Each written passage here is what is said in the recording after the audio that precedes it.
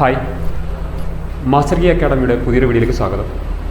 നമ്മളിന്ന് പഠിക്കാൻ പോകുന്നത് എക്കണോമിക്സ് അല്ലെങ്കിൽ സാമ്പത്തിക ശാസ്ത്രമാണ്. ഈ ഒരു സബ്ജക്റ്റ് അല്ലെങ്കിൽ ഈ ഒരു വിഷയത്തിൻ്റെ ഒരു പ്രത്യേകത വെച്ചിട്ടുണ്ടെങ്കിൽ നമുക്കറിയാം, ഡിഗ്രി പ്രിലിംസ് ആണെങ്കിലും ഡിഗ്രി മെയിൻസിനാണെങ്കിലൊക്കെ ഏറ്റവും കൂടുതൽ നമ്മളെ തെറ്റിലേക്ക് അല്ലെങ്കിൽ നെഗറ്റീവ് സ്കോറിങ്ങിലേക്ക് എത്താനുള്ള സാധ്യത കാണുന്ന ഒരു സബ്ജക്റ്റാണ്. കാരണം വെച്ചിട്ടുണ്ടെങ്കിൽ നമ്മൾ ബാക്കിയുള്ള വിഷയങ്ങൾ എടുത്ത് നോക്കുന്ന സമയത്ത് ഈ ഒരു വിഷയത്തിൻ്റെ പ്രത്യേകത എന്ന് വെച്ചിട്ടുണ്ടെങ്കിൽ നമുക്കറിയാം, കറണ്ട് അല്ലെങ്കിൽ സമകാലീന കാര്യങ്ങളുമായിട്ട് ബന്ധപ്പെട്ട ചോദ്യങ്ങളാണ് നമുക്ക് കൂടുതലെന്ന് പറഞ്ഞാൽ ഇപ്പോൾ ഒരു 5 മാർക്കിൻ്റെ ഒരു 5 ചോദ്യങ്ങളുണ്ടെങ്കിൽ അതൊരു 3 അല്ലെങ്കിൽ 4 മാർക്കിനും നമുക്ക് സമകാലീനമായിട്ട് ബന്ധപ്പെട്ടതായിരിക്കാം.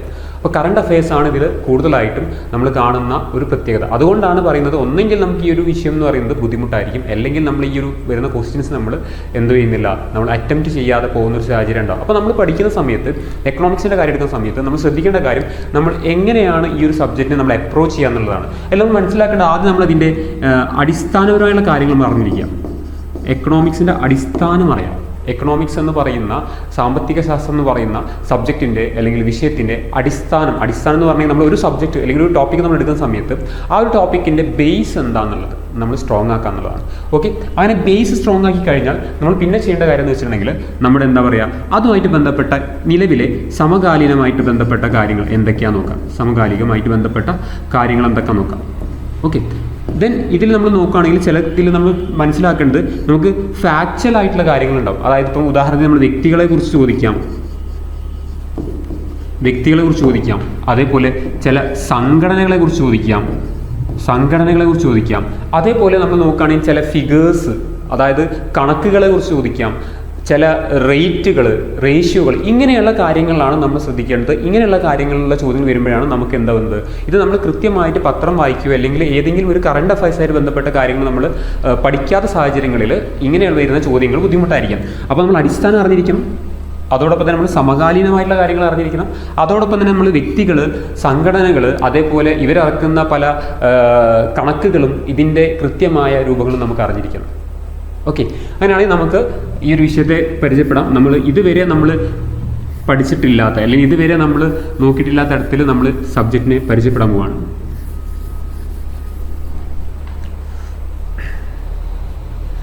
നമ്മുടെ സിലബസിലേക്ക് നമുക്ക് ആദ്യം വരും. അതായത് നമ്മൾ ആദ്യം അനുകാലികർ, അതേപോലെ തന്നെ സാമ്പത്തിക ശാസ്ത്രം, ഇതിൽ നമ്മൾ സിലബസ് ആണ് നമ്മൾ ആദ്യം മനസ്സിലാക്കേണ്ടത്. എന്തൊക്കെ കാര്യങ്ങളാണ് നമുക്ക് ഒരു ഡിഗ്രി പ്രിലിംസിലേക്ക് വരുന്ന സമയത്ത് എന്തൊക്കെയാണ് നമ്മുടെ സിലബസിൽ പ്രധാനമായിട്ടും പറഞ്ഞിട്ടുള്ളത്. ഇപ്പോൾ ഡിഗ്രി പ്രിലിംസ് ആണ്, അതേപോലെ നമുക്ക് ഡിഗ്രി മെയിൻസും ഉണ്ട്. അപ്പോൾ ഈ 2 കാര്യം എടുക്കുന്ന സമയത്ത് 7 മാർക്കിന് നമുക്ക് ഡിഗ്രി മെയിൻസ് മുതൽ 5 മാർക്ക് ഡിഗ്രി പ്രിലിംസും എടുക്കുന്ന സമയത്ത് ഡിഗ്രി പ്രിലിംസ് തന്നെ ഇതിൽ നമ്മൾ ശ്രദ്ധിക്കേണ്ട കാര്യം, മെയിൻസിലുള്ള കുറേ കാര്യങ്ങൾ നമ്മൾ ഡിഗ്രി പ്രിലിംസിൽ കാണാൻ പറ്റും. കുറച്ച് അധികം കാര്യങ്ങൾ കൂടി മെയിൻസിൽ ഉണ്ടാവും എന്നുള്ളതാണ് പ്രത്യേകത. അപ്പോൾ ഈ ഡിഗ്രി പ്രിലിംസിലേക്ക് വരുന്ന സമയത്ത് ഡിഗ്രി പ്രിലിംസിൻ്റെ നിങ്ങൾ നോക്കാം, ഇവിടെ നമുക്ക് കാണാൻ പറ്റുന്ന സബ്ജക്റ്റുകൾ വളരെ കേൾക്കുമ്പോൾ നമുക്ക് ഈ ഒരു സബ്ജക്റ്റുകൾ അല്ലെങ്കിൽ ഈ ഒരു വരുന്ന ടോപ്പിക്കുകളൊക്കെ നോക്കുന്ന സമയത്ത് വളരെ കേട്ട് പരിചയമുള്ള ടോപ്പിക്കുകളാണ്, അല്ലെങ്കിൽ കേട്ട് പരിചയമുള്ള ഭാഗങ്ങളാണ്. ഉദാഹരണം ദേശീയ വരുമാനത്തെ കുറിച്ചിട്ട് നമ്മൾ അറിയാം. ദേശീയ വരുമാനം നമ്മൾ ചെറിയ ക്ലാസ്സുകളിൽ അല്ലെങ്കിൽ നമ്മൾ 8ലോ 9ലൊക്കെ ഇതിനെ കുറിച്ചിട്ട്, ഇനിയിപ്പം മറ്റ് കൊമേഴ്സ് പോലുള്ള ഹ്യൂമാനിറ്റീസ് പോലുള്ള ആളുകളാണെങ്കിൽ അവർ +1 +2ലൊക്കെ ഇതായിട്ട് ബന്ധപ്പെട്ട കാര്യങ്ങളെ കുറിച്ച് പഠിച്ചിട്ടുണ്ടാവും. പക്ഷേ ഇതെങ്ങനെ ഒരു PSC ഇതിനെ ക്വസ്റ്റ്യൻ ആക്കി മാറ്റുന്നു, അല്ലെങ്കിൽ ഇതിനെ ഒരു ചോദ്യമാക്കി മാറ്റിയിട്ട് അതിനെങ്ങനെ നമ്മളതിലേക്ക് എത്തിക്കുന്നു എന്നുള്ള ഇതിലാണ്. അപ്പോൾ ഇതിൽ നമുക്ക് പഴയകാല ചോദ്യ പേപ്പറുകളും അതിൽ പഴയകാല ചോദ്യങ്ങളോ കടന്നു പോകാം. ഇപ്പോൾ നമുക്ക് മനസ്സിലാക്കാൻ പറ്റും, 2020 അല്ലെങ്കിൽ 2021 ശേഷം നമുക്ക് കാണാൻ പറ്റിയതാണ് ഈ പറയുന്ന ഒരു ഡിഗ്രി പ്രിലിംസിലെ ഡിഗ്രി മെയിൻസ് എന്ന് പറയുന്നതിലും ഇങ്ങനെ ഈ ഇതിലേക്ക് വരുന്ന സമയത്ത് സബ്ജക്റ്റിൽ വെറും പണ്ട് പഠിച്ച പോലെ നമ്മൾ ഈ ഫാക്റ്റുകൾ അല്ലെങ്കിൽ അടിസ്ഥാനം മാത്രം പഠിച്ചു കൊണ്ടുപോയിട്ട് കാര്യമില്ലാത്തൊരു സാഹചര്യത്തിലേക്കാണ് നമുക്ക് ഇപ്പോഴത്തെ ചോദ്യത്തിൻ്റെ ഒരു പാറ്റേൺ കാണാൻ പറ്റുന്നത്. അതായത് സ്റ്റേറ്റ്മെന്റ് തരത്തിലുള്ള ചോദ്യങ്ങൾ നമുക്ക് ഇതിൽ കാണാൻ പറ്റും, അതുമായിട്ട് ബന്ധപ്പെട്ട കാര്യങ്ങൾ ഇതിൽ നമുക്ക് കാണാൻ പറ്റും. അപ്പോൾ നമുക്ക് ഈ സിലബസ് വരാം. അപ്പോൾ ഞാൻ പറയുന്നത്, ഈ സബ്ജക്റ്റിൽ നമുക്ക് തന്നപ്പോൾ തന്നെ സാമ്പത്തിക ശാസ്ത്രത്തോടൊപ്പം തന്നെ നമുക്ക് എന്തുകൂടി ഉണ്ട്, ആനുകാലികം അല്ലെങ്കിൽ സമകാലികമായിട്ടുള്ള കാര്യങ്ങളും കൂടി നമുക്ക് ചോദിക്കും എന്നുള്ളതാണ് മനസ്സിലാക്കേണ്ടത്. അപ്പോൾ ഇത് വേറെ പഠിക്കുക എന്നുള്ളതല്ല, നമ്മൾ പഠിക്കുന്നതോടൊപ്പം തന്നെ ഇതുമായിട്ട് ബന്ധപ്പെട്ട ആനുകാലിക കാര്യങ്ങൾ അത് മനസ്സിലാക്കുക എന്നുള്ളതാണ്. ഇവിടെ ഞാൻ ചെയ്യുന്ന കാര്യം നമ്മൾ ആദ്യം നമ്മുടെ ബേസ് അല്ലെങ്കിൽ നമ്മുടെ അടിസ്ഥാനം സ്ട്രോങ് ആക്കുക എന്നുള്ളതാണ്. അപ്പോൾ നമുക്ക് ആദ്യം ചെയ്യേണ്ടത് നമ്മുടെ അടിസ്ഥാനം സ്ട്രോങ് ആക്കുക എന്നുള്ളത്. അപ്പോൾ അടിസ്ഥാനം സ്ട്രോങ് ആക്കുന്ന ഈ പറഞ്ഞ വിഷയങ്ങളിലെല്ലാത്തിനും ദേശീയ വരുമാനം എന്താണ്, ദേശീയ വരുമാനം ഇന്ത്യയുടെ ദേശീയ വരുമാനത്തിന് എന്തെങ്കിലും പ്രത്യേകത ഉണ്ടോ, അതിൻ്റെ കണക്കുകൾ എങ്ങനെയൊക്കെയാണ്, ഇതുമായിട്ട് ബന്ധപ്പെട്ട മറ്റ് ഘടകങ്ങൾ എന്തൊക്കെയാണ്. അപ്പോൾ ആ ഒരു തരത്തിൽ വെറുതെ ദേശീയ വരുമാനം എന്നുള്ളതിൻ്റെ ഒരു ഡെഫിനിഷൻ മാത്രം, എന്താണ് ദേശീയ വരുമാനത്തിൻ്റെ ഉത്തരം മാത്രം പഠിച്ചാൽ പോരാ, അതോടൊപ്പം നമ്മൾ പഠിക്കേണ്ട കാര്യങ്ങളാണ് എന്ത് പറയുന്നത്, ഇതുമായിട്ട് ബന്ധപ്പെട്ട മറ്റു കാര്യങ്ങൾ കൂടി നമ്മൾ അറിഞ്ഞിരിക്കാം. ഈ തന്നിരിക്കുന്ന എല്ലാ വിഷയങ്ങളിലും ഇങ്ങനെ തന്നെ നമുക്ക് കാണാൻ പറ്റും. അടുത്ത നമ്മളതാണ് പ്രതിശീർഷ വരുമാനം. നമ്മൾ ദേശീയ വരുമാനത്തോട് തന്നെ ഏറ്റവും അടുത്ത് നിൽക്കുന്നവരാണ്. ആ ദേശീയ വരുമാനം പഠിച്ച ഒരാൾക്ക് എന്താണ് പ്രതിശീർഷ വരുമാനം നമുക്ക് മനസ്സിലാക്കാൻ പറ്റുള്ളൂ. പിന്നെ ഉൽപാദന ഘടകങ്ങൾ ഇതുമായിട്ട് ബന്ധപ്പെട്ട ഉൽപാദന ഘടകങ്ങളാണ്. സാമ്പത്തിക ഉൽപാദന മേഖലകളാണ്. നമുക്കറിയാം നമ്മുടെ വ്യത്യസ്ത തരം ഉൽപാദന മേഖലകളുണ്ട്. ഉദാഹരണത്തിന് നമ്മൾ പറയാം പ്രാഥമിക മേഖല, അതേപോലെ ദ്വിതീയ മേഖല, തൃതീയ മേഖല, ഇങ്ങനെയുള്ള കാര്യങ്ങളൊക്കെയാണ് നമ്മൾ പ്രധാനമായിട്ടും ഈ സാമ്പത്തിക ഉൽപാദന മേഖല എന്ന് പറയുന്നത്. പ്രധാനമായിട്ടും 3 എന്നുള്ളത്, അതിൻ്റെ കൂടുതൽ മറ്റ് 4, 5 തരംതിരിവുകളൊക്കെ ഉണ്ട്. പക്ഷെ നമുക്ക് ചോദ്യം വരുന്നത് കൂടുതൽ ഈ ഒരു 3 പ്രധാനപ്പെട്ട ഉൽപാദന മേഖലയായിട്ട് ബന്ധപ്പെട്ടാണ് നമുക്ക് ചോദ്യം വരാറുള്ളത്. പിന്നെ ഇന്ത്യൻ സാമ്പത്തിക ആസൂത്രണം, അതായത് ഇന്ത്യയുടെ സാമ്പത്തിക ആസൂത്രണം അല്ലെങ്കിൽ നമ്മൾ പറയുന്ന പ്ലാനിങ് ആണ്. അതായത് ഇന്ത്യ എന്ന് പറയുന്ന രാജ്യം നമുക്കറിയാം 1947 സ്വതന്ത്രമായതിനു ശേഷം ഇന്ത്യ ഒരു പ്ലാനിങ് കമ്മീഷൻ എന്ന് പറഞ്ഞ ആസൂത്രണ കമ്മീഷൻ രൂപീകരിക്കുകയും അതിൻ്റെ ഭാഗമായിട്ട് നമുക്ക് ഒരു പഞ്ചവത്സര പദ്ധതിയുടെ ഒരു 12ഓളം പഞ്ചവത്സര പദ്ധതികൾ നമ്മൾ കടന്നുപോയിട്ടുണ്ട്. അതുകൊണ്ടാണ് ഇവിടെ പഞ്ചവത്സര പദ്ധതികൾ എന്നുള്ള ടോപ്പിക്ക് ഏറ്റവും കൂടുതൽ നിങ്ങൾ ശ്രദ്ധിച്ചാൽ കാണാൻ പറ്റും. PSC പരീക്ഷകളിൽ ഏറ്റവും കൂടുതൽ റിപ്പീറ്റ് വാല്യൂ വരുന്നൊരു ഭാഗമാണിത്, ഈ പഞ്ചവത്സര പദ്ധതികൾ എന്ന് പറഞ്ഞാൽ. കാരണം 1951 മുതൽ 2015 2017 കാലഘട്ടം വരെയുള്ള ഇന്ത്യയുടെ വളർച്ചയെയും ഇന്ത്യയുടെ വികസനത്തെയും കൃത്യമായിട്ട് നമുക്ക് കാണാൻ പറ്റുന്നൊരു ഭാഗമാണിത്. അപ്പോൾ ഇതിൽ കൊണ്ടുവന്ന പദ്ധതികൾ ഓരോന്നിൻ്റെ വളർച്ചാ നിരക്ക്, അത് എത്രത്തോളം വളർച്ച കൈവരിച്ചു, പിന്നെ നമ്മൾ ഏതെങ്കിലും ഈ പറയുന്ന പ്ലാനിങ് അല്ലെങ്കിൽ പറയുന്ന ആസൂത്രണത്തിൽ എന്തെങ്കിലും പ്രശ്നങ്ങൾ ഉണ്ടായിട്ടുണ്ടോ, അങ്ങനെയുള്ള കാര്യങ്ങളെല്ലാം നമ്മൾ എന്തിൽ പഠിക്കും, ഈ പഞ്ചവത്സര പദ്ധതിയായിട്ട് ബന്ധപ്പെട്ട കാര്യങ്ങൾ പഠിക്കും. പിന്നെ ഈ പഞ്ചവത്സര പദ്ധതി നമുക്ക് നിലവിൽ ഈ പറയുന്ന സാമ്പത്തിക ആസൂത്രണം, ഇപ്പോൾ നമുക്ക് പ്ലാനിങ് കമ്മീഷൻ എന്ന് പറഞ്ഞാൽ ആസൂത്രണ കമ്മീഷൻ നിലവിലില്ല, പഞ്ചവത്സര പദ്ധതികളും നമുക്ക് നിലവിലില്ല. സോ അതുകൊണ്ട് നമുക്ക് ഇപ്പം കാണാൻ പറ്റുന്നതാണ് നീതി ആയോഗ്. അതായത് പ്ലാനിംഗ് കമ്മീഷൻ എന്ന് പറയുന്ന ആസൂത്രണ കമ്മീഷന്റെ ശേഷം നമ്മുടെ ഇപ്പം ഭരിക്കുന്ന NDA സർക്കാരിൻ്റെ കാലഘട്ടത്തിൽ തുടക്കം കൊണ്ടുവന്നതാണ് എന്ത്, നീതി ആയോഗ് എന്ന് പറഞ്ഞാൽ. അപ്പോൾ അതും നമുക്കൊരു പ്രധാനപ്പെട്ട ഭാഗമാണ്. പിന്നെ സാമ്പത്തിക സ്ഥാപനങ്ങളുടെ തരങ്ങളും പ്രവർത്തനങ്ങളാണ്. നമ്മൾ ഉദാഹരണത്തിന് നമുക്ക് ബാങ്ക് അല്ലേ, ബാങ്കിങ് സംവിധാനം, അതുമായിട്ട് ബന്ധപ്പെട്ട ബാങ്ക് മാത്രമല്ല ബാങ്ക് ഇതര സ്ഥാപനങ്ങളുണ്ട്. ബാങ്ക് പോലെ തന്നെ പ്രവർത്തിക്കുന്ന ബാങ്ക് ഇതര സ്ഥാപനങ്ങൾ, പണമായിട്ട് ബന്ധപ്പെട്ടിട്ടുള്ള, അത് ധനകാര്യമായിട്ട് ബന്ധപ്പെട്ടിട്ടുള്ള, അപ്പോൾ അങ്ങനെയുള്ള സ്ഥാപനങ്ങളെ കുറിച്ചുള്ളൊരു വിവരം കൃത്യമായിട്ട് അറിഞ്ഞിരിക്കണം. ഈ ബാങ്കിൽ പറയുമ്പോൾ നമുക്ക് ഏറ്റവും പ്രധാനപ്പെട്ട നമ്മുടെ ഇത് റിസർവ് ബാങ്ക് എന്ന് പറയുന്നത്. റിസർവ് ബാങ്ക് നമുക്കറിയാം ഇന്ത്യയുടെ കേന്ദ്ര ബാങ്കാണ്. അപ്പോൾ ഈ ഇന്ത്യയുടെ കേന്ദ്ര ബാങ്ക് രൂപീകരിച്ചത്, അതിൻ്റെ പ്രവർത്തനങ്ങൾ, അതെങ്ങനെ മറ്റുള്ള ബാങ്കുകളെ സ്വാധീനിക്കുന്നത്, രാജ്യത്തിൻ്റെ മറ്റു കാര്യങ്ങളിലേക്ക് ഈ പറയുന്ന റിസർവ് ബാങ്ക് എന്ന് പറയുന്ന RBI എങ്ങനെ ഇടപെടുന്നു, അങ്ങനെയുള്ള കാര്യങ്ങളൊക്കെ നമ്മളിൽ പഠിക്കും. പൊതുവരുമാനം, അതുപോലെ നികുതി ഇതര വരുമാനം, അതായത് ഇത് നമ്മൾ പഠിക്കുന്നത് ഗവൺമെൻറ്റായിട്ട് ബന്ധപ്പെട്ടാണ്. കാരണം ഗവൺമെൻറ് പൊതുവരുമാനം എന്ന് പറയുന്നത് സർക്കാർ അല്ലെങ്കിൽ ഗവൺമെൻറ്റിൻ്റെ വരുമാനത്തെ നമ്മൾ പറയുന്ന പേരാണ് ഏത്, പൊതുവരുമാനം. ആ പൊതുവരുമാനത്തിൽ പെട്ടതാണ് എന്ത്, ഏറ്റവും പ്രധാനപ്പെട്ട നികുതി എന്ന് പറയുന്നത്. പിന്നെ നമുക്ക് നികുതി അല്ലാതെ അല്ലെങ്കിൽ നികുതി ഇതര വരുമാനങ്ങളുണ്ട്, അത് നമ്മൾ ഈ പറയുന്നതാണ് പൊതുചെലവ്. ഇത് സർക്കാരിൻ്റെ ചെലവുകളാണ്. ഇങ്ങനെ ഈ പറയുന്ന പൊതുവരുമാനവും പൊതുചെലവുകളും അതുപോലെ നികുതികളെ കുറിച്ച് കൃത്യമായി കാണിക്കുന്ന ഒരു സാമ്പത്തിക ധനകാര്യ രേഖയാണ് ഇത് ബജറ്റ് എന്ന് പറഞ്ഞത്. എല്ലാ വർഷവും സർക്കാർ പ്രസിദ്ധീകരിക്കുന്ന ഒരു സംഗതിയാണ് എന്ത്, ബജറ്റ്. അപ്പോൾ ബജറ്റിൻ്റെ അടിസ്ഥാനം അറിഞ്ഞിരിക്കണം. അതുപോലെ ബജറ്റിൻ്റെ ഈ കാലഘട്ടത്തിൽ 2025 നിങ്ങൾ 2025 എക്സാം എഴുതാൻ പോകുന്ന ആളാണെങ്കിൽ 2025-26 ബജറ്റിൽ എന്തൊക്കെ കാര്യങ്ങൾ പറഞ്ഞിട്ടുണ്ട്, അതോടൊപ്പം തന്നെ തൊട്ടു മുന്നത്തെ ബജറ്റിലെ കുറച്ച് കാര്യങ്ങൾ നമ്മളെ കയ്യിലുണ്ടായിരിക്കണം. ധനനയമുണ്ട്, അതായത് പബ്ലിക് ഫിനാൻസ് ഒക്കെ പറയും. സർക്കാരിൻ്റെ നയത്തെ പറയുന്ന പേരാണ് ധനനയം. അത് സർക്കാർ ഈ പറയുന്ന പൊതു ചെലവ്, അതേപോലെ പൊതുവരുമാനം, പൊതുകടം, നികുതി, ഇതുമായി ബന്ധപ്പെട്ട കാര്യങ്ങളൊക്കെ എടുക്കുന്ന നയങ്ങളെ പറയുന്ന പേരാണ് ധനനയം. പിന്നെ അവസാനം നമുക്കുള്ളത് ഉപഭോക്തൃ സംരക്ഷണവും അവകാശങ്ങളും. ഇതാണ് ഇതിലെ അവസാനത്തെ ടോപ്പിക് എന്ന് പറയുന്നത്. അപ്പോൾ നിങ്ങൾ മനസ്സിലാക്കേണ്ടത് ഇതെല്ലാം നമുക്ക് കേട്ട് പരിചയമുണ്ട്. ഞാൻ സിലബസിനെ ഒന്ന് നിങ്ങളെ പരിചയപ്പെടുത്താന്നുള്ള ഉദ്ദേശത്തോടു കൂടി മാത്രമാണ് ഈ കാര്യങ്ങൾ പറയുന്നത്. നമ്മൾ ഇതിലെ ഓരോന്നിനെയും കടക്കുമ്പോൾ കൃത്യമായിട്ട് എന്താണ് നമ്മൾ വ്യക്തമായിട്ട് പഠിക്കും. ഇതുവരെ നമ്മളെ സാമ്പത്തിക ശാസ്ത്രത്തിൽ നിങ്ങൾ 10ൽ സാമ്പത്തിക ശാസ്ത്രം പഠിച്ചോ ഇല്ലേ എന്നുള്ളതല്ല, +1 പഠിച്ചോ ഇല്ലേ എന്നുള്ളതല്ല, നിങ്ങൾ എവിടെ പഠിച്ചാലും ഇല്ലെങ്കിലും നമ്മളൊരു വളരെ അടിസ്ഥാനം, അതായത് ഇതുവരെ നമ്മളൊന്നും മനസ്സിലാകാത്തൊരു കുട്ടിക്ക് കൃത്യമായ രീതിയിൽ നമ്മൾ ഈ പറയുന്ന സബ്ജക്റ്റ് പരിചയപ്പെടുത്താൻ പോവാണ്. അപ്പോൾ നമ്മൾ ചരിത്രവും അതുപോലെ മറ്റ് വിഷയങ്ങളൊക്കെ നമുക്ക് കുറേ കാലങ്ങളായിട്ട് നമ്മൾ കേട്ട് പരിചയമുള്ള വിഷയങ്ങളാവാം. സാമ്പത്തിക ശാസ്ത്രത്തിൻ്റെ പ്രത്യേകിച്ച് കേട്ട് പരിചയം ഉണ്ടെങ്കിൽ പോലും ഇതിൻ്റെ ചോദ്യങ്ങൾ വരുന്നതിൻ്റെ ഒരു പ്രത്യേകത കാരണമാണ് ഇതിന് ആളുകൾ ഒരു ബുദ്ധിമുട്ടേറിയ അല്ലെങ്കിൽ വളരെ ഡ്രൈ ആയിട്ടുള്ളൊരു വിഷയമായിട്ട് പരിഗണിക്കുന്നത്. അപ്പോൾ നമുക്ക് എന്തായാലും നമ്മുടെ എന്തിലേക്ക് വരാം, നമ്മുടെ ഈ പ്രധാനപ്പെട്ട ഭാഗങ്ങളിലേക്ക് വരാം. നമുക്ക് ഓരോന്ന് ചിട്ടയായിട്ട് തന്നെ പഠിക്കാം. നമുക്ക് സിലബസ് തന്ന പോലെ ഓരോന്ന് കൃത്യമായിട്ട് നമുക്ക് എങ്ങനെയൊക്കെയാണെന്നുള്ളത് നമുക്ക് നോക്കാം.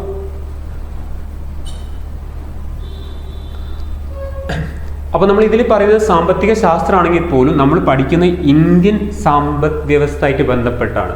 അതായത് നമ്മൾ ഇതിലിപ്പോൾ സാമ്പത്തിക ശാസ്ത്രം എന്ന് പഠിക്കുന്ന അല്ലെങ്കിൽ ഒരു സാമ്പത്തിക ശാസ്ത്രം ഡിഗ്രി തലങ്ങളിലോ അല്ലെങ്കിൽ അതിൻ്റെ ഉയർന്ന തലങ്ങളിലോ, ഉദാഹരണത്തിന് നമ്മൾ +2 തലങ്ങളിലൊക്കെ പഠിക്കുന്ന ആളുകൾ ഇതിൻ്റെ കുറച്ചും കൂടി ആഴത്തിലുള്ള കാര്യങ്ങളിലേക്ക് നമ്മൾ പോകുന്നുണ്ട്.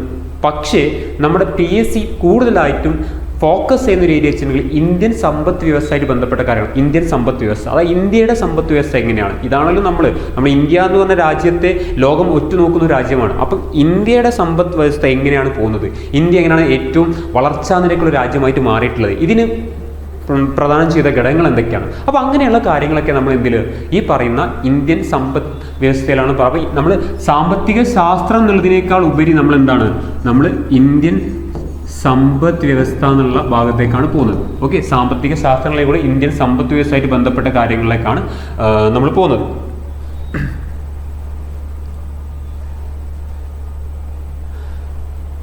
സമ്പദ് വ്യവസ്ഥകൾ നമുക്ക് ആദ്യം പരിചയപ്പെടാം. സമ്പദ് വ്യവസ്ഥകൾ ഇത് നമുക്ക് എല്ലാവർക്കും പരിചയമുള്ള ഭാഗമാണ് ഈ സമ്പദ് വ്യവസ്ഥകളിൽ. അതിൽ ആദ്യത്താണ് മുതലാളിത്ത സമ്പദ് വ്യവസ്ഥ എന്ന് പറയും. മുതലാളിത്ത സമ്പദ് വ്യവസ്ഥ, ഇംഗ്ലീഷിൽ നമ്മളിതിന് ക്യാപിറ്റലിസ്റ്റ് എന്നാണ് പറയാറുള്ളത്. ക്യാപിറ്റലിസ്റ്റ് ആണ് പറയാറുള്ളത്. മുതലാളിത്ത സമ്പദ് വ്യവസ്ഥ നമ്മൾ ഓരോന്നും പരിചയപ്പെടാം. അതിനു മുന്നേ ഈ 3 എന്താണെന്ന് ആദ്യം അറിഞ്ഞിരിക്കുക. ക്യാപിറ്റലിസ്റ്റ്. രണ്ടാമത് പറഞ്ഞുള്ളത് സോഷ്യലിസ്റ്റ് എന്നാണ്. അത് സോഷ്യലിസ്റ്റ് എന്നാണ്, അല്ലെങ്കിൽ നമ്മൾ പറയുന്നത് സോഷ്യലിസ്റ്റ്, അല്ലെങ്കിൽ നമ്മൾ സെൻട്രൽ പ്ലാൻഡ് എക്കോണമി എന്നൊക്കെ പറയും. സെൻട്രലി പ്ലാൻഡ് എക്കോണമി, കേന്ദ്ര ആസൂത്രിതമായിട്ട് കൈകാര്യം ചെയ്യുന്ന സമ്പദ്ഘടനയൊക്കെ നമ്മൾ എന്ത് പറയും, അതായത് കേന്ദ്ര സർക്കാർ കാര്യങ്ങളൊക്കെ തീരുമാനിക്കുന്ന, അല്ലെങ്കിൽ കേന്ദ്ര സർക്കാരിനാണ് മൊത്തമായിട്ട് ആ സമ്പദ്ഘടനയുള്ള അധികാരവും ചുമതലകളൊക്കെ ഉള്ളത്. അത് അങ്ങനെയുള്ള സമ്പദ് വ്യവസ്ഥയെ നമ്മൾ പറയുന്നതാണ് ഇത് സോഷ്യലിസ്റ്റ്, അല്ലെങ്കിൽ നമ്മൾ കേന്ദ്ര ആസൂത്രണ സമ്പദ് വ്യവസ്ഥ എന്നൊക്കെ പറയും. പിന്നെ മിശ്ര സമ്പദ് വ്യവസ്ഥ. അപ്പോൾ നമ്മൾ ഇന്ത്യയിൽ കാണുന്ന ഒട്ടുമിക്ക രാജ്യങ്ങൾ, ഇന്ത്യ മാത്രമല്ല ഒട്ടുമിക്ക രാജ്യങ്ങളും നമ്മൾ കാണുന്ന സമ്പദ് വ്യവസ്ഥ, ഈ തുടക്കത്തിൽ പറഞ്ഞിട്ടുള്ള നമ്മൾ പറഞ്ഞ ഈ മുതലാളിത്ത സമ്പദ് വ്യവസ്ഥയും അതുപോലെ സോഷ്യൽ സമ്പദ് വ്യവസ്ഥയും പല ഘടകങ്ങളും അടങ്ങിച്ചേർന്നാണ് ഇത് നമ്മുടെ മിശ്ര സമ്പദ് വ്യവസ്ഥ എന്ന് പറഞ്ഞത്. കാരണം ഇത് രണ്ടിലും കാണുന്ന പല സവിശേഷത നമുക്ക് എവിടെ കാണാൻ പറ്റും, പൂർണ്ണമായിട്ടൊരു സോഷ്യലിസവും അതുപോലെ പൂർണ്ണമായിട്ടൊരു ക്യാപിറ്റലിസം അല്ലെങ്കിൽ നമ്മൾ പറയുന്ന മുതലാളിത്തം അല്ലാതെ ഇതിൻ്റെ രണ്ടിൻ്റെയും വളരെ നല്ല സവിശേഷതകൾ കൂടിയിട്ടുള്ള സമ്പദ് വ്യവസ്ഥകളെയാണ് നമ്മൾ എന്ത് പറയുന്നത്, മിശ്ര സമ്പദ് വ്യവസ്ഥ എന്ന് പറയുന്നത്. അപ്പോൾ നമുക്ക് ഇതിലെ ഓരോ കാര്യങ്ങളും, എന്താണ് മുതലാളിത്തം, എന്താണ് മുതലാളിത്തം കൊണ്ട് ഉദ്ദേശിക്കുന്നത്, എന്താണ് സോഷ്യലിസം, ഇത് രണ്ടും എങ്ങനെ വ്യത്യാസപ്പെട്ട് കിടക്കുന്നു, മുതലാളിത്തവും സോഷ്യലിസവും എങ്ങനെ വ്യത്യാസപ്പെട്ട് കിടക്കുന്നത്. അപ്പോൾ നമ്മൾ മനസ്സിലാക്കേണ്ടത് എല്ലാവർക്കും അറിയാവുന്ന ചോദ്യമാണ്. നമുക്കറിയാം സാമ്പത്തിക ശാസ്ത്രത്തിൻ്റെ പിതാവ് എന്ന് പറയുന്നത്, സാമ്പത്തിക ശാസ്ത്രത്തിൻ്റെ പിതാവ് എന്ന് പറയുന്നത് എല്ലാവർക്കും അറിയാവുന്നതാണ്, ആദം സ്മിത്ത് ആണ്. അപ്പോൾ ആദം സ്മിത്ത് എന്ന് പറയുന്ന ഒരു സാമ്പത്തിക ശാസ്ത്രജ്ഞൻ, അല്ലെങ്കിൽ നമ്മൾ പറയുന്ന സാമ്പത്തിക ശാസ്ത്രത്തിൻ്റെ പിതാവ്, അദ്ദേഹം കൂടുതലും ആ കാലഘട്ടത്തിൽ 1700-കളിലൊക്കെ അദ്ദേഹം കൂടുതലും പ്രാധാന്യം കൂടുതൽ അവരെ കയ്യിൽ നിന്ന് ഉടലെടുത്തുണ്ടായിരുന്ന ഒരു സമ്പദ് വ്യവസ്ഥയാണ് ഇത് മുതലാളിത്ത സമ്പദ്. അപ്പോൾ മുതലാളിത്ത സമ്പദ് വ്യവസ്ഥയുടെ പിതാവ് എന്നൊക്കെ ചോദിച്ചിട്ടുണ്ടെങ്കിൽ നിങ്ങൾക്ക് ആരെ പറയാം, ആദം സ്മിത്തിനെ പറയാം. ആദം സ്മിത്ത് ആയിട്ട് നമ്മൾ പറയുന്ന സമയത്ത് ആദം സ്മിത്തായിട്ട് ബന്ധപ്പെട്ട കുറേ കാര്യങ്ങളുണ്ട്. ഉദാഹരണത്തിന് നമുക്കറിയാം 1776 അദ്ദേഹത്തിൻ്റെ പുസ്തകമായിട്ടുള്ള വെൽത്ത് ഓഫ് നേഷൻ എന്ന് പറയുന്ന പുസ്തകം അറിയാം. Wealth of nation, okay. അതായത് വെൽത്ത് ഓഫ് നേഷൻ എന്ന് പറയുന്ന നമ്മൾ പറയുന്ന ധനം അല്ലെങ്കിൽ നമ്മൾ പറയുന്ന സമ്പത്ത്, ഇതുമായിട്ട് ബന്ധപ്പെട്ടിട്ടാണ് അദ്ദേഹത്തിൻ്റെ പുസ്തകം പറയുന്നത്. അപ്പോൾ അദ്ദേഹമാണ് പറഞ്ഞത് സാമ്പത്തിക ശാസ്ത്രം എന്ന് പറഞ്ഞാൽ സമ്പത്തിനെ കുറിച്ചുള്ള ശാസ്ത്രമാണ്, അല്ലെങ്കിൽ സമ്പത്തിനെ കുറിച്ചുള്ള പഠനമാണ് സാമ്പത്തിക ശാസ്ത്രം എന്നൊക്കെ പറഞ്ഞ ആളാണ് ആര്, ആദം സ്മിത്ത്. അപ്പം അറിഞ്ഞിരിക്കുക, ഈ പറയുന്ന മുതലാളിത്ത സമ്പദ് വ്യവസ്ഥയുടെ പിതാവ് എന്നറിയപ്പെടുന്ന ആളാരാണ്, ആദം സ്മിത്താണ്. അപ്പോൾ ഇവരെ കുറച്ച് പ്രധാനപ്പെട്ട സവിശേഷതകളുണ്ട്, അവർക്ക് നമുക്ക് വരാം. അതിന് മുന്നേ നമുക്കറിയാം സോഷ്യലിസം എന്ന് പറഞ്ഞാൽ നമുക്കറിയാം, സോഷ്യലിസത്തിൽ നമുക്ക് ഏറ്റവും മനസ്സിലാക്കേണ്ടത് കമ്മ്യൂണിസ്റ്റ് രാജ്യങ്ങളിലേക്ക് കൂടുതൽ കണ്ടുവരുന്ന ഒരു സമ്പദ് വ്യവസ്ഥ ആയിരുന്നു ഇത് സോഷ്യലിസമാണ്. അതിൽ ഏറ്റവും നമുക്ക് എടുക്കാൻ പറ്റിയ ഉദാഹരണം USSR എന്ന് പറയുന്നത് നമ്മുടെ ആദ്യകാല റഷ്യ. ഇവിടെയാണ് ഈ പറയുന്നതിൻ്റെ ഒരു നമ്മൾ കാണാൻ പറ്റുന്ന ഏറ്റവും വലിയൊരു സവിശേഷത കണ്ടിട്ടുണ്ടായത് USSR. ഇപ്പം നമുക്ക് USSR ഇല്ല എന്നറിയാം. അപ്പോൾ അതുകൊണ്ട് തന്നെ ഇതിൻ്റെ ഒരു പിതാവ് അല്ലെങ്കിൽ ഇതിൻ്റെ ഒരു ഫൗണ്ടർ എന്നൊക്കെ പറയപ്പെടുന്ന ആൾ മറ്റാരുമല്ല, അത് കാർൾ മാക്സ് ആണ്.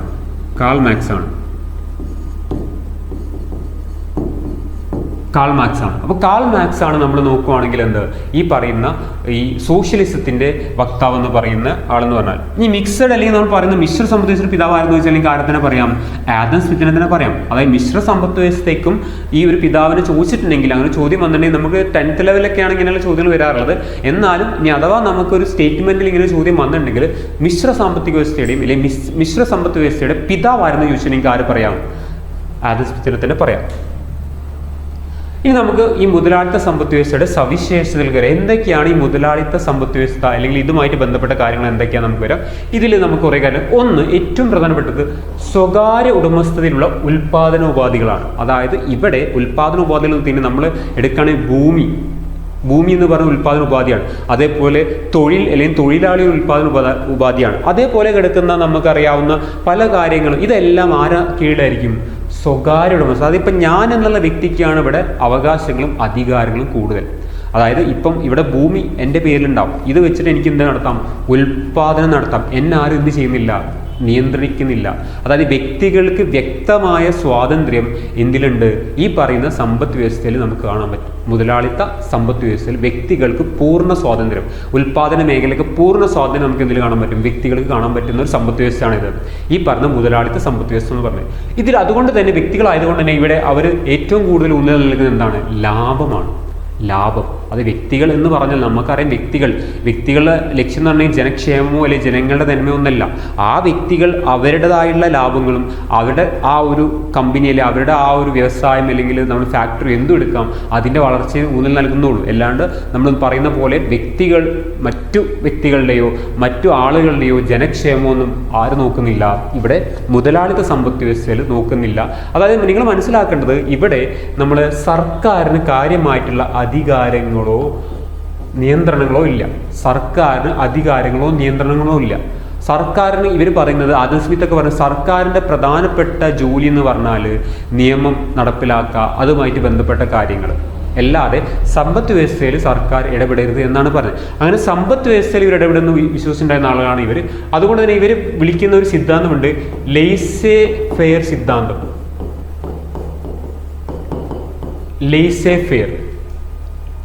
ലെയ്സേ ഫെയർ എന്നുള്ള സിദ്ധാന്തത്തെ ഊന്നൽ നൽകിയ ആളാണ് ആദം സ്മിത്ത്. അപ്പോൾ എന്താണ് ഇതൊരു ഫ്രഞ്ച് വാക്കാണ്.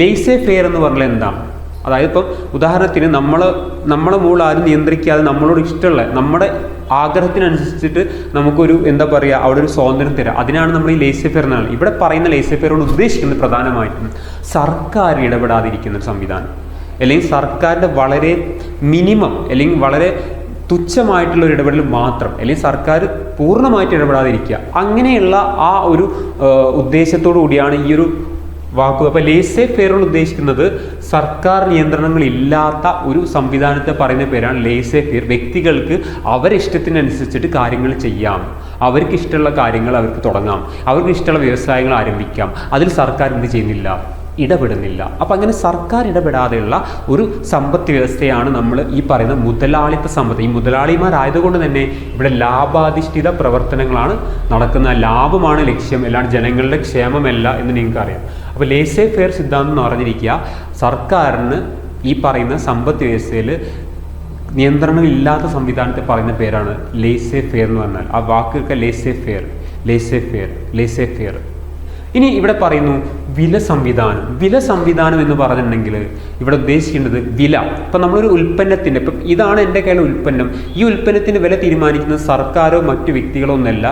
നമ്മൾ നോക്കുകയാണെങ്കിൽ ഇതിൻ്റെ വില, അല്ലെങ്കിൽ നമ്മൾ ഈ വില സംവിധാനത്തെ വിളിക്കുന്ന പേര് പ്രൈസ് മെക്കാനിസം എന്നാണ്. അപ്പോൾ ഈ പ്രൈസ് മെക്കാനിസം അല്ലെങ്കിൽ വില സംവിധാനം എന്നുള്ള ഒരു പ്രവർത്തനം നടക്കുന്ന നോക്കുകയാണെങ്കിൽ നമ്മൾ ഈ പറയുന്ന ഒരു ഉൽപ്പന്നത്തിൻ്റെ വില തീരുമാനിക്കുന്നത് അതിന് നമ്മുടെ കമ്പോളത്തിൽ അല്ലെങ്കിൽ നമ്മുടെ മാർക്കറ്റിലുള്ള ഡിമാൻഡ് എന്താണോ, അതേപോലെ അതിൻ്റെ സപ്ലൈ വിതരണം എന്താണോ, ആ ഡിമാൻഡും സപ്ലൈയും ഈ രണ്ട് കാര്യങ്ങളാണ് എന്ത് തീരുമാനിക്കുന്നത്, ഒരു വസ്തുവിൻ്റെയോ ഒരു സേവനത്തിൻ്റെയോ ഒരു ഉൽപ്പന്നത്തിൻ്റെയോ വില നിശ്ചയിക്കുന്നത്.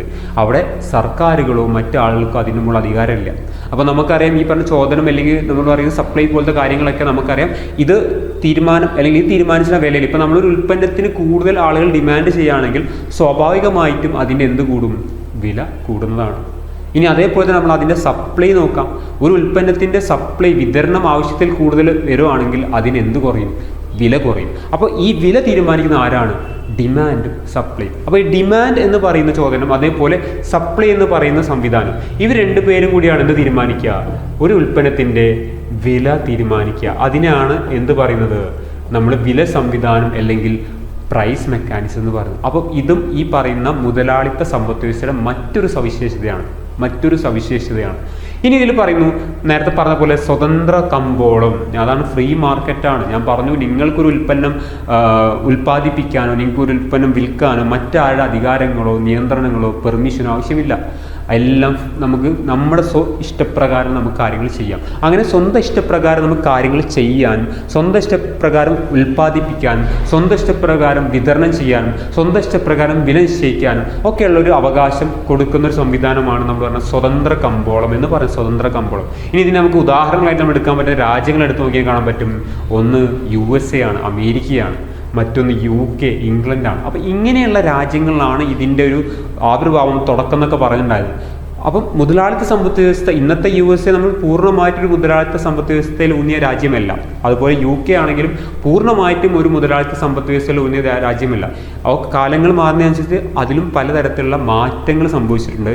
എന്നിരുന്നാലും നമ്മളൊരു ഉദാഹരണം ചോദിച്ചു കഴിഞ്ഞാൽ, മുതലാളിത്ത സമ്പദ് വ്യവസ്ഥയ്ക്ക് നമുക്ക് ഉദാഹരണം ചോദിച്ചു കഴിഞ്ഞാൽ നമുക്ക് പറയാൻ പറ്റുന്ന പ്രധാനപ്പെട്ട കൺട്രി ഏത് തന്നെയാണ്? അമേരിക്ക അല്ലെങ്കിൽ USA തന്നെയാണ്. അപ്പോൾ ഇതാണ് വളരെ മിനിമമായിട്ട് നമുക്കൊരു എക്സാം പോയിന്റ് ഓഫ് വ്യൂവിൽ നമുക്ക് അറിഞ്ഞിരിക്കേണ്ട എന്താണ് മുതലാളിത്ത സമ്പദ് വ്യവസ്ഥ, ഇതുമായിട്ട് ബന്ധപ്പെട്ട കാര്യങ്ങൾ എന്താണെന്നുള്ളത് നമുക്ക് അറിഞ്ഞിരിക്കുന്ന മിനിമം കാര്യങ്ങൾ നമ്മളിവിടെ കൊടുത്തിട്ടുള്ളത്. നമുക്ക് അടുത്ത സമ്പദ് വ്യവസ്ഥയിലേക്ക് പോകാം. എന്താണ് അടുത്തതിലേക്ക് നമുക്ക് നോക്കാം. അടുത്ത നമ്മൾ പറഞ്ഞത് സോഷ്യലിസ്റ്റാണ്. ഞാൻ നേരത്തെ പറഞ്ഞു കാൾ മാർക്സ് ആണ്. കാൾ മാർക്സ് എന്ന് പറയുന്ന വ്യക്തിയും അദ്ദേഹത്തിൻ്റെ ആശയങ്ങളൊക്കെ നമ്മൾ എടുത്താൽ കാണാൻ പറ്റും.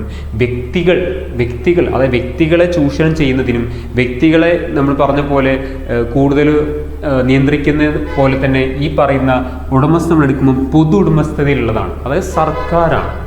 ഇവിടെ നമ്മൾ എന്ത് നോക്കിയാലും ഉൽപാദന ഉപാധികളെല്ലാം എന്തിലാണ്? സർക്കാർ ഉടമസ്ഥയിലാണ്, സർക്കാരാണ്. അതായത് ഉദാഹരണത്തിന് ഞാൻ ഒരു കച്ചവടം നടത്തുന്നതാണെങ്കിൽ ഈ കച്ചവടം നടത്തുന്ന എനിക്ക് എൻ്റെ കച്ചവടത്തിൻ്റെ മുകളിൽ പൂർണ്ണമായിട്ട് അധികാരം ഉണ്ടാവില്ല. അതിൻ്റെ ഒരു നിശ്ചിത അധികാരം ആരുടെ മുകളിലായിരിക്കും? സർക്കാരിൻ്റെ മുകളിലായിരിക്കും. ഞാനൊരു ഫാക്ടറി ആരംഭിക്കുകയാണെങ്കിൽ അതിന് ആരുടെ പെർമിഷൻ വേണം? സർക്കാരിൻ്റെ പെർമിഷൻ വേണം. സർക്കാർ പെർമിഷൻ തന്നാൽ എനിക്ക് ആരംഭിക്കാം. ഇനി എൻ്റെ ഫാക്ടറി വേണമെങ്കിൽ ആർക്ക് കണ്ടുകെട്ടാം? സർക്കാരിന് അല്ലെങ്കിൽ പൊതു സംവിധാനത്തിന് കണ്ടുകെട്ടാം. അപ്പോൾ ഇങ്ങനെയുള്ള പൊതു ഉടമസ്ഥത എന്നല്ല, അതായത് ഇവിടെ ഈ പറയുന്ന ഉൽപ്പാദന ഉപാധികളെല്ലാം മൊത്തം ജനങ്ങളുടെയാണ്. അല്ലാണ്ട് ഒരു നമ്മൾ പറയുന്നത് കുത്തക വളർന്നു വരാനോ ഒരു വ്യവസായി വളർന്നു വരാനോ ഒരു ബില്യണർ വളർന്നു വരാനോ ഉള്ളൊരു സാഹചര്യം ഇവിടെ ഇല്ല. ഈ പറഞ്ഞ സോഷ്യലിസ്റ്റ് സംവിധാനത്തിൽ നമുക്ക് കാണാൻ പറ്റില്ല. കാരണം ഇവിടെ ഇവർ കൂടുതൽ ഊന്നൽ നൽകുന്നത് എന്തിനാണ്? ജനക്ഷേമം പോലത്തെ കാര്യങ്ങളാണ്. അപ്പോൾ ഈ പറയുന്ന സോഷ്യലിസ്റ്റ് സമ്പദ് വ്യവസ്ഥയിൽ നമ്മൾ കാണാൻ പറ്റുന്ന ഒരു സവിശേഷതയാണ് കേന്ദ്രീകൃത ആസൂത്രണം. ഞാൻ പറഞ്ഞു നേരത്തെ കേന്ദ്രീകൃത ആസൂത്രണം, അതായത് ഒരു ഭാഗത്തു നിന്ന് അല്ലെങ്കിൽ സെൻട്രൽ ഗവൺമെൻറ് അല്ലെങ്കിൽ കേന്ദ്ര സർക്കാർ അല്ലെങ്കിൽ കേന്ദ്ര ഗവൺമെൻറ് തീരുമാനം എടുക്കുന്നു. ആ തീരുമാനം മറ്റുള്ള രാജ്യത്തിൻ്റെ എല്ലാ ഭാഗത്തേക്കും നടപ്പിലാക്കുന്നു. അപ്പോൾ അവിടെ ആസൂത്രണം എന്ന് പറയുന്നത് ഒരൊറ്റ വ്യക്തി അല്ലെങ്കിൽ ഒരൊറ്റ സംവിധാനത്തിൽ നിന്നാണ് വരുന്നത്. അല്ലാതെ അവിടെ വ്യക്തികൾക്ക് എന്തില്ല? നേരത്തെ പറഞ്ഞ പോലെ നമ്മൾ നേരത്തെ ക്യാപിറ്റലിസ്റ്റിൽ പറഞ്ഞ പോലുള്ള സ്വാതന്ത്ര്യമോ അവർക്ക് സ്വന്തമായിട്ട് കാര്യങ്ങൾ ചെയ്യാനുള്ള അധികാരങ്ങളോ അവകാശങ്ങളോ ഇവിടെ ഇല്ല. സോഷ്യലിസ്റ്റ് സമ്പദ് വ്യവസ്ഥയിൽ നമുക്ക് കാണാൻ പറ്റില്ല എന്നുള്ളതാണ്. പിന്നെ മറ്റൊരു വലിയ പ്രത്യേകത സാമ്പത്തിക സമത്വം എന്ന് പറഞ്ഞാൽ നമുക്കറിയാം എല്ലാവർക്കും ഏകദേശം ഒരേപോലുള്ള വേതനവും ഒരേപോലുള്ള വരുമാനമൊക്കെ ഉള്ള ആളുകളാണ്. അതാണ് സാമ്പത്തിക സമത്വം എന്നാൽ. ഇവിടെ പാവപ്പെട്ടവനോ ധനികനോ എന്ന് പറയുന്ന ഒരു വ്യത്യാസമില്ല, എല്ലാവരും തുല്യരാണ്. വരുമാനത്തിൻ്റെ കാര്യത്തിൽ എല്ലാവരും കറുത്തവനോ വെളുത്തവനോ എന്നുള്ളതല്ല, വരുമാനത്തിൻ്റെ കാര്യത്തിൽ എല്ലാവരും തുല്യരാണ്. അപ്പോൾ സാമ്പത്തിക സമത്വം നമുക്ക് ഇവിടെ കാണാൻ പറ്റും, ഒരു സോഷ്യലിസ്റ്റ് സമ്പദ് വ്യവസ്ഥയിൽ കാണാൻ പറ്റും. ആ സാമ്പത്തിക സമത്വം ഉണ്ടാവാനുള്ള കാരണം ഈ നമ്മൾ പറഞ്ഞ പൊതു ഉടമസ്ഥതയുള്ള ഉൽപ്പാദന ഉപാധികളാണ്. അതുകൊണ്ട് തന്നെ എല്ലാവരെയും തുല്യമായിട്ട് പരിഗണിക്കും. ഇപ്പോൾ നമ്മൾ കാണുന്ന ഒരു അംബാനിയെയോ ഒരു ബിർളയെയോ ഒരു അദാനിയെയോ ഒന്നും വളർത്തിയെടുക്കാൻ ആരും സമ്മതിക്കില്ല, ഒരു സോഷ്യലിസ്റ്റ് സംവിധാനം സമ്മതിക്കില്ല. ഇപ്പോൾ നമ്മൾ നോക്കാൻ ലോകത്തെ ഏറ്റവും കൂടുതൽ കോടീശ്വരമായുള്ള രാജ്യങ്ങളിൽപ്പെട്ട ഒരു രാജ്യം ഇന്ത്യ തന്നെയാണ്. ഇന്ത്യ ഉണ്ട്, അതേപോലെ അമേരിക്ക ഉണ്ട്, ചൈന ഉണ്ട്. അപ്പോൾ ഇങ്ങനെയുള്ള ഈ 3 രാജ്യങ്ങൾ എടുക്കുമ്പോൾ കോടീശ്വരന്മാരുണ്ട്. അപ്പോൾ നമുക്ക് മനസ്സിലാക്കാൻ പറ്റും ഈ 3 രാജ്യങ്ങളും എന്തല്ല പൂർണ്ണമായിട്ടൊരു സോഷ്യലിസ്റ്റ് സംവിധാനത്തിൽ വരുന്ന രാജ്യമല്ല. ചൈനയൊക്കെ നമുക്ക് തുടക്കത്തിൽ പറയായിരുന്നു എന്തായിരുന്നു? ഒരു സോഷ്യലിസം ആണെന്ന് പറയായിരുന്നു. അങ്ങനെ ഒരു സോഷ്യലിസം ആയിരുന്നെങ്കിൽ ഇപ്പം നമ്മൾ കാണുന്ന കോടീശ്വരന്മാർ ചൈനയിൽ ആളുകൾ എണ്ണി നമുക്ക് നോക്കിയാൽ കൃത്യമായിട്ട് കാണാൻ പറ്റില്ല. കാരണം എല്ലാവരുടെയും വേതനവും അല്ലെങ്കിൽ വരുമാനം തുല്യമായിട്ട് വിധിച്ചിട്ടുണ്ടാവും, അല്ലെങ്കിൽ അതിനുള്ള സംവിധാനം അവിടെ ഉണ്ടാവും. അപ്പോൾ നമ്മൾ നോക്കുന്ന സമയത്ത് ഇപ്പോൾ നമ്മൾ നോക്കുന്ന സമയത്ത് പൂർണ്ണമായിട്ട് എന്തില്ല, ഒരു സോഷ്യലിസ്റ്റ് വ്യവസ്ഥ നമുക്ക് കാണാൻ പറ്റില്ല. നിലവിൽ പൂർണ്ണമായിട്ടുള്ള സോഷ്യലിസ്റ്റ് വ്യവസ്ഥ നമുക്ക് കാണാൻ പറ്റില്ല എന്ന് അറിഞ്ഞിരിക്കുക. ജനക്ഷേമം, ഞാൻ നേരത്തെ പറഞ്ഞു, ലാഭം അധിഷ്ഠിതമായിട്ടുള്ള ഒരു ആശയങ്ങളാണ് എന്തിനുണ്ടായിരുന്നത്, ക്യാപിറ്റലിസം അല്ലെങ്കിൽ മുതലാളിത്തത്തിലുണ്ടായത്. എന്നാൽ ഇവിടെ ഉദ്ദേശിക്കുന്നത് എന്താണ്, ജനക്ഷേമമാണ്. ജനങ്ങളുടെ ക്ഷേമമാണ്. അതായത് ജനങ്ങളുടെ നന്മ, ജനങ്ങൾക്ക് വേണ്ട കാര്യങ്ങൾ നടപ്പിലാക്കുക, അവർക്ക് വേണ്ട പദ്ധതികൾ ആരംഭിക്കുക. ഇങ്ങനെയുള്ള കാര്യങ്ങളാണ് എന്തിലുള്ളത്, ഈ പറയുന്ന സോഷ്യലിസത്തിൽ നമുക്ക് കാണാൻ പറ്റുന്നത്. നേരത്തെ പറഞ്ഞ നമ്മൾ കാൾ മാർക്സ് ആണ് ഈ പറയുന്നതിൻ്റെ വക്താവ് എന്ന് പറയുന്നത്. രാജ്യങ്ങളുടെ കാര്യം എടുക്കുകയാണെങ്കിൽ USSR ഉണ്ട്, അതായത് ഇപ്പോൾ USSR നമുക്ക് ഇല്ല നിലവിൽ, റഷ്യ ആണുള്ളത്. ഇപ്പോഴത്തെ റഷ്യ പൂർണ്ണമായിട്ടൊരു സോഷ്യലിസ്റ്റ് കൺട്രി അല്ലെങ്കിൽ രാജ്യമല്ല. ചൈന ഇപ്പോഴത്തെ ചൈനയല്ല. ക്യൂബയും പൂർണ്ണമായിട്ടല്ല. അപ്പോൾ ഇത് മനസ്സിലാക്കേണ്ട കാര്യം, ഇപ്പോൾ നമുക്ക് പൂർണ്ണമായിട്ടൊരു സോഷ്യലിസ്റ്റ് രാജ്യമോ പൂർണ്ണമായിട്ടൊരു മുതലാളിത്ത രാജ്യമോ നമുക്ക് നിലവിൽ കാണാൻ പറ്റില്ല. എല്ലാ രാജ്യങ്ങളും ഒന്നെങ്കിലും ഒരു തരത്തിൽ മിശ്ര സമ്പദ് വ്യവസ്ഥ, അതിൻ്റെ ആ ഒരു മിശ്ര സമ്പദ് വ്യവസ്ഥ തോതിൽ വ്യത്യാസം ഉണ്ടാവും. ഇപ്പം നമ്മൾ അമേരിക്ക എടുക്കുകയാണ്, അമേരിക്ക കൂടുതൽ ഈ പറഞ്ഞ മുതലാളിത്തവും കുറച്ച് സോഷ്യലിസം ഉണ്ടാവാം, കാരണം കുറച്ച് കാര്യങ്ങളൊക്കെ സർക്കാർ അതിലായിരിക്കാം. നമ്മൾ ക്യൂബ എടുക്കുകയാണെങ്കിൽ കുറേ സോഷ്യലിസവും കുറച്ച് മുതലാളിത്തവും ഉണ്ടാവും. അപ്പോൾ ഇങ്ങനെയുള്ളൊരു മിശ്രം ഇന്ത്യയിലാണെങ്കിൽ ഏകദേശം ഒരേപോലെ, അല്ലെങ്കിൽ നമ്മുടെ മുതലാളിത്തത്തിന് കുറച്ചും കൂടി കൂടുതൽ ഊന്നൽ ഈ കുറച്ച് കാലങ്ങളായിട്ട് നമ്മൾ കാണാൻ പറ്റും. അപ്പോൾ ഇങ്ങനെയുള്ള ഒരു മിശ്ര സമ്പദ് വ്യവസ്ഥയിൽ തന്നെയാണ് നമുക്ക് ഇപ്പോഴും ഇവിടെ കാണാൻ പറ്റുന്നത്. ലോകത്ത് ഏറ്റവും കൂടുതൽ കാണാൻ പറ്റും. പൂർണ്ണമായിട്ടും ഒരു സോഷ്യലിസമോ പൂർണ്ണമായിട്ടും ഒരു ക്യാപിറ്റലിസമോ നമുക്ക് എവിടെ കാണാൻ പറ്റില്ല, ലോകരാജ്യങ്ങളിൽ നിലവിൽ കാണാൻ പറ്റില്ല. പക്ഷേ നിങ്ങളോടൊരു ഉദാഹരണം ചോദിച്ചിട്ടുണ്ടെങ്കിൽ എനിക്ക് USSR USA രണ്ടിനും ഉദാഹരണമായിട്ട് എഴുതാം. അതായത് മുതലാളിത്ത സമ്പദ് വ്യവസ്ഥയ്ക്ക് ഉദാഹരണം അമേരിക്കയും, അതേപോലെ ഈ സോഷ്യലിസ്റ്റ് സമ്പദ് വ്യവസ്ഥയ്ക്ക് ഉദാഹരണം USSR അല്ലെങ്കിൽ റഷ്യ എന്നുള്ള ഇതിലേക്ക് നമുക്ക് വരാം. ഇനി നമ്മൾ പറഞ്ഞത് അടുത്തത് നമ്മുടെ മുതലാളിത്തമല്ല, ഇവിടെ നമ്മൾ ശ്രദ്ധിക്കുക, ഇത് മിശ്ര സമ്പദ് വ്യവസ്ഥയാണ്. മിശ്ര സമ്പദ് വ്യവസ്ഥയാണ്. എഡിക്കൽ മാറ്റം മാത്രമേ ഉള്ളൂ, ബാക്കിയൊക്കെ കറക്റ്റാണ്. ഓക്കെ, മിശ്ര സമ്പദ് വ്യവസ്ഥയാണ്. മിശ്ര സമ്പദ് വ്യവസ്ഥയെ നോക്കുകയാണെങ്കിൽ ഇവിടെ നമുക്ക് പൊതുമേഖലയും കാണാൻ പറ്റും, സ്വകാര്യ മേഖലയും കാണാൻ പറ്റും. ഇത് രണ്ടുമുണ്ട്. നമ്മൾ പറഞ്ഞ പോലെ രണ്ടിൻ്റെയും സവിശേഷതകൾ നമുക്ക് കാണാൻ പറ്റുന്നതാണ്. ഞാൻ പറഞ്ഞ പോലെ തോതിൽ വ്യത്യാസം ഉണ്ടെങ്കിൽ പോലും ഇത് രണ്ടും നമുക്ക് കാണാൻ പറ്റും. ഇപ്പോൾ കേരളത്തിൽ ഇന്ത്യയുടെ കാര്യം എടുത്ത് നോക്കാം. ഇന്ത്യയിൽ നമ്മൾ നോക്കുകയാണെങ്കിൽ ഇവിടെ സ്വകാര്യ സ്ഥാപനങ്ങളുണ്ട്, സർക്കാർ സ്ഥാപനമുണ്ട്, സ്വകാര്യ കമ്പനികളുണ്ട്, സർക്കാർ കമ്പനിയുണ്ട്, സ്വകാര്യ ഗതാഗത സംവിധാനമുണ്ട്, അതുപോലെ പൊതുമേഖല ഗതാഗത സംവിധാനമുണ്ട്, സ്വകാര്യ ആശുപത്രികളുണ്ട്, പൊതുമേഖല ആശുപത്രികളുണ്ട്. അപ്പോൾ ഇങ്ങനെ നമ്മൾ നോക്കുന്ന സമയത്ത് നമുക്ക് രണ്ടിൻ്റെയും സവിശേഷത ഇവിടെ കാണാൻ പറ്റും. ഈ പറയുന്ന മിശ്ര സമ്പദ് വ്യവസ്ഥയിൽ നമ്മൾ കാണാൻ പറ്റും. പിന്നെ മനസ്സിലാക്കേണ്ടത് സ്വകാര്യ സ്വത്തവകാശം അതേപോലെ തന്നെ സാമ്പത്തിക നിയന്ത്രണവും രണ്ടുമുണ്ട്. അതായത് ഈ നേരത്തെ നമ്മൾ പഠിച്ച സോഷ്യലിസവും അതേപോലെ തന്നെ മുതലാളിത്തം പഠിച്ചു കഴിഞ്ഞാൽ അതിന് രണ്ടിനെയും നമ്മൾ ഇതിൽ ഉൾപ്പെടുത്തി കഴിഞ്ഞാൽ അതെന്തായി, മിശ്ര സമ്പദ് വ്യവസ്ഥയായി.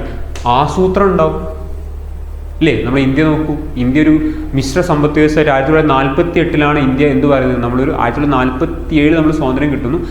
എപ്പോഴാണ് ഇന്ത്യ ഒരു മിശ്ര സമ്പദ് വ്യവസ്ഥ പ്രഖ്യാപിക്കുന്നത് എന്ന് ചോദിച്ചിട്ടുണ്ടെങ്കിൽ 1948. അപ്പോൾ ഇന്ത്യ ഒരു മിശ്ര സമ്പദ് വ്യവസ്ഥ എന്നുള്ള ഒരു സ്ഥിതി പ്രഖ്യാപിക്കുന്നത് 1948. വ്യവസായ നയത്തിൻ്റെ ഭാഗമായിട്ട് പ്രഖ്യാപിക്കുകയാണ്. അപ്പോൾ അവിടെ നമ്മൾ ഇന്ത്യയിൽ നമ്മൾ എന്തുണ്ടായിരുന്നു, നമുക്ക് പ്ലാനിങ് ഉണ്ടായിരുന്നു, ആസൂത്രണം ഉണ്ടായിരുന്നു, പഞ്ചവത്സര പദ്ധതികൾ ഉണ്ടായിരുന്നു. ഇന്ത്യ ഒരു മിശ്ര സമ്പദ് വ്യവസ്ഥയാണ്.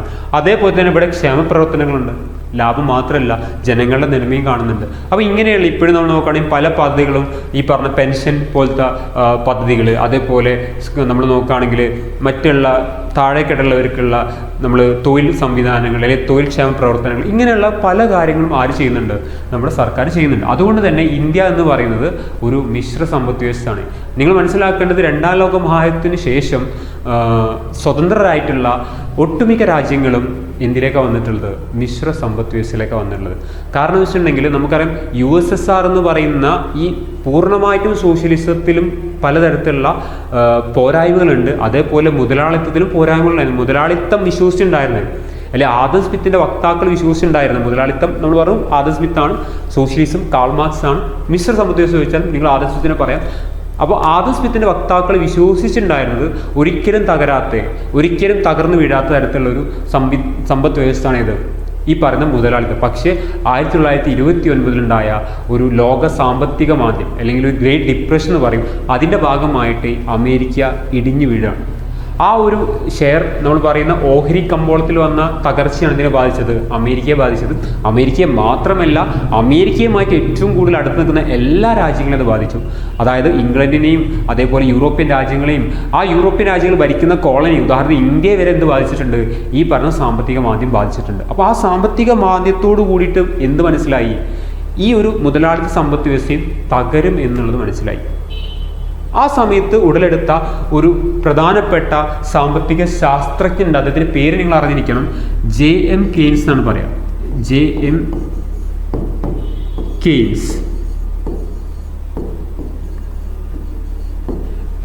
കെയ്ൻസ്. ഇദ്ദേഹം പറഞ്ഞു അമേരിക്കൻ സർക്കാരിനോട്, എന്ത് ചെയ്യണം, നിങ്ങൾ ഈ പറയുന്ന മുതലാളിത്തം പിടിച്ചിരിക്കുകയാണെങ്കിൽ എന്ത് സംഭവിക്കും, നിങ്ങളുടെ സമ്പദ്ഘടന തകർന്നില്ലാതാവുമെന്ന് പറഞ്ഞു. അങ്ങനെ ഇല്ലാതാവും പറഞ്ഞതുകൊണ്ട് തന്നെ അദ്ദേഹം മുന്നോട്ട് വെച്ചതാണ്, ശക്തമായിട്ട് ഗവൺമെൻറ് ഇടപെട്ട് കഴിഞ്ഞാൽ ഈ സമ്പദ് വ്യവസ്ഥയെ തിരിച്ചു കൊണ്ടുവരാൻ പറ്റും. ശക്തമായിട്ട്, ചുമ്മാ ഇടപെടാന്നല്ല പറഞ്ഞ് ശക്തമായിട്ട് ഗവൺമെൻറ് ഇടപെടാം. അങ്ങനെയാണ് ഇവർ ഈ പറയുന്ന ഈ 1929 വന്നിട്ടുള്ള സാമ്പത്തിക മാന്ദ്യത്തിൻ്റെ സമയത്ത് ഈ പറഞ്ഞ ശക്തമായ ഗവൺമെൻറ് ആര് പറഞ്ഞു, JM കെയ്ൻസ് പറഞ്ഞു. അതോടുകൂടി ഇവിടെ ഈ പറയുന്ന ഇവരെ ലേസേ ഫെയർ സിദ്ധാന്തം തകർന്നു. ലേസേ ഫെയർ സിദ്ധാന്തത്തിൽ പറഞ്ഞെന്താണ്, ഗവൺമെൻറ് എന്ത് മാത്രം നോക്കിയാൽ മതി, ഗവൺമെൻറ് ഈ പറഞ്ഞ സാമ്പത്തിക കാര്യങ്ങൾ ഇടപെടേണ്ട, ഗവൺമെൻറ് ഭരണ സംവിധാനം മാത്രം നോക്കിയാൽ മതി, നിയമപരിപാലനം മാത്രം നോക്കിയാൽ മതി എന്ന് പറഞ്ഞു. പക്ഷേ ഈ പറയുന്ന തിയറി എന്താണ്, നമ്മൾ നോക്കുന്ന സമയത്ത് ഇത് കംപ്ലീറ്റ് തകരാണ് ചെയ്യുന്നത്. കാരണം ഗവൺമെൻറ് ഇടപെടേണ്ടി വന്നു ആ സമ്പദ്ഘടനയെ തിരിച്ച് കരകയറ്റി കൊണ്ടുവരാം. അങ്ങനെ അവിടെയുള്ള തൊഴിലില്ലായ്മ വർദ്ധിക്കുകയും ഇതൊക്കെ കൂടുക ഉണ്ടായിരുന്നത്. സാമ്പത്തിക മാന്ദ്യം, ആളുകളുടെ കയ്യിൽ പൈസ ഇല്ലാതിരിക്കുക, ബാങ്കുകൾ തകർന്നു പോവുക, ഇങ്ങനെയുള്ള വലിയ പ്രശ്നങ്ങൾ നേരിട്ട് വരുന്നു ആ സമയത്ത് 1929-30 കാലഘട്ടങ്ങളിൽ അമേരിക്ക. ഈ ഇദ്ദേഹത്തിൻ്റെ ആ ഒരു പ്രധാനപ്പെട്ട ഇടപെടലാണ് നമ്മൾ നോക്കുമ്പോൾ എന്ത്, അമേരിക്കൻ സമ്പദ് വ്യവസ്ഥയെ തിരിച്ച് കരകയറാൻ. അപ്പോൾ അതിനുശേഷം അമേരിക്ക എന്ന് പറയുന്നത് എന്താണ്, ഒരു മിശ്ര സമ്പദ് വ്യവസ്ഥയ്ക്ക് ഉദാഹരണം തന്നെയാണ് നമ്മൾ നിലവിൽ നോക്കുകയാണെങ്കിൽ. അപ്പോൾ ഇദ്ദേഹത്തിൻ്റെ പുസ്തകം ഉണ്ടാകുന്ന നമ്മൾ അറിഞ്ഞിരിക്കുക, ഇദ്ദേഹത്തിൻ്റെ പുസ്തകമാണ് ജനറൽ തിയറി എന്നാണ്. അതിന് നമ്മൾ ചെറുതായിട്ട് പറയാം, ജനറൽ തിയറി ഓഫ് എംപ്ലോയ്മെൻറ്റ്, തൊഴിൽ, ജോലി, എംപ്ലോയ്മെൻറ്റ്, ഇൻട്രസ്റ്റ് ആൻഡ് മണി. അപ്പോൾ ചോദിക്കും, ഈ പുസ്തകത്തിൻ്റെ വക്താവ് ആര്? General theory of employment, interest and money എന്നുള്ള പുസ്തകം എഴുതിയത് ആരാണ്? JM കെയ്ൻസ് ആണ്. ആദം സ്മിത്തിൻ്റെ നമ്മൾ വെൽത്ത് ഓഫ് നേഷൻ എന്ന് പറഞ്ഞ പുസ്തകമാണ് ചെറുതായിട്ട് നമ്മൾ പറയുന്നത്. അതിന് മുഴുവൻ പൂർണ്ണമായിട്ട് വിളിക്കുകയാണെങ്കിൽ an enquiry into the nature and causes of wealth of nation എന്നാണ് വിളിക്കാറ്. പക്ഷേ നിങ്ങൾ അറിഞ്ഞിരിക്കുക, വെൽത്ത് ഓഫ് നേഷൻ ആണ് നമ്മൾ ചുരുക്കി പറയാറുള്ളത്. അപ്പോൾ ഇതാണ് നമ്മുടെ 3 സമ്പദ് വ്യവസ്ഥകളും അതിൻ്റെ പ്രത്യേകതകളും.